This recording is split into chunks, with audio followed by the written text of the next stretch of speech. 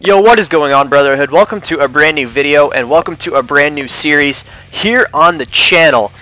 So as you guys have known for months and well, even years at this point, I've done WWE figure predictions for every single pay-per-view, and I'm not going to lie, at this point I'm starting to get tired of it. Pretty much everybody does it, so I thought I would experiment with something new and see how you guys like it, and that is fantasy booking these pay-per-views with my figures, sort of a pick-fed style. See how you guys like it. GNatty97, huge shout out to that guy. Go check out his channel, there'll be a card at the top of the screen right now. He inspired this whole series. He did it about a year ago. I don't believe he does it anymore, but I hit him up on Instagram and I'm like, bro, do you mind if I give this a shot? He was super cool with it. Me and him are pretty good friends, so go check him out if you haven't already. Great channel.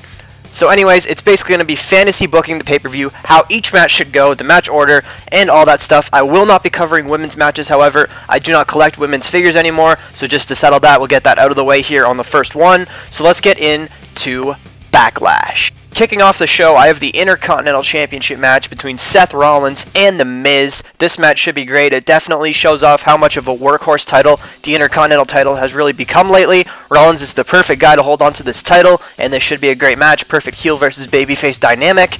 Anyways, in the match, we got to get everybody getting their big moves in. We got to see The Miz do the it kicks, start building up the feud with him and Daniel Bryan. I assume that match will be happening at SummerSlam. Rollins has got to hit his outside dive. We got to see all their big moves, the corner clothesline, the kick to the face. But for the finish, I would have Miz going for the skull-crushing finale. Rollins grabs his hand, spins him out, connects with the ripcord knee, follows it up with the curb stomp for the win. I think that's a great finish, but what's really important is what happens after the match. We need to set up Seth's next feud, and there's one of two options. Dean Ambrose, or preferably Finn Balor. This really needs to happen. Finn needs some new life. This has got to happen. Finn Balor comes in the ring. He jumps Rollins from behind, attacking him, lays him out with the Bloody Sunday or the 1916, whatever you prefer to call it, holds up the IC title and Rollins to close out that match, setting up Rollins versus Finn Balor going forward. Heel Finn Balor, it's really what he needs right now. He absolutely needs some new life in his career. Next up on the show, I'm going to book Daniel Bryan versus Big Cass. Both of these men do really need a win here, but I think I found the perfect way to book this match.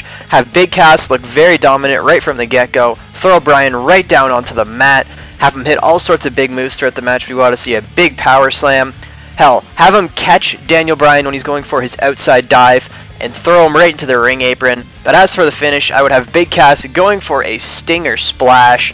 Daniel Bryan jumps out of the way at the last possible second, runs across the ring, does one of his fancy drop kicks, starts doing the yes kicks, but on the one kick where he charges it up and goes for the last one, Big Cass catches it, throws him down, goes for the big boot to finish it off, but Daniel Bryan ducks out of the way, hits the ropes, running knee, 1, 2, 3, and Big Cass kicks out right after the ref's hand hits the mat, so technically Daniel Bryan did still win, but Cass kicked out at the last possible second, so he still does look pretty strong, and he did dominate most of the matchup, so that's how we would book Daniel Bryan versus Big Cass.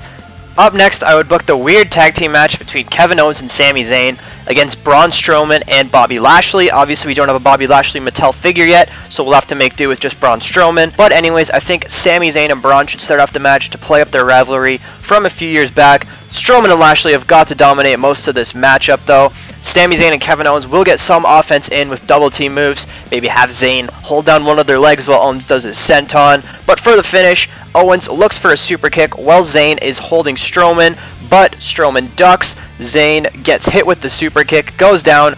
Owens is all distracted, turns around, eats a running power slam. 1, 2, 3. We start to tease the tension between Kevin Owens and Sami Zayn, leading to an eventual match between them, meanwhile keeping Strowman and Lashley strong. Next up, I would have the United States Championship match, Jeff Hardy defending against Randy Orton. First time they've gone one-on-one in like 10 years, I believe, so it's got to be very, very good. I'd have Randy Orton RKO Jeff right off the bat. Jeff obviously wouldn't actually get hit with it, he'd throw Randy Orton down, but it would be a perfect way to start the pace for this match. Both guys get lots of offense in. We see Randy Orton do his elevated DDT. Jeff, we got to see a whisper in the wind. As for the finish, I would have Hardy go up to the top rope, looking for the swanton, but have Randy Orton back on his feet, RKO Jeff off the top rope, but Jeff rolls out of the ring. Randy Orton throws him back into the ring. 1, 2, 3. Randy Orton thinks he's won the US title. Little does he realize that Jeff's hand is on the ropes. He goes out of the ring, grabs the title, brings it back into the ring to celebrate. The ref has to explain it to him.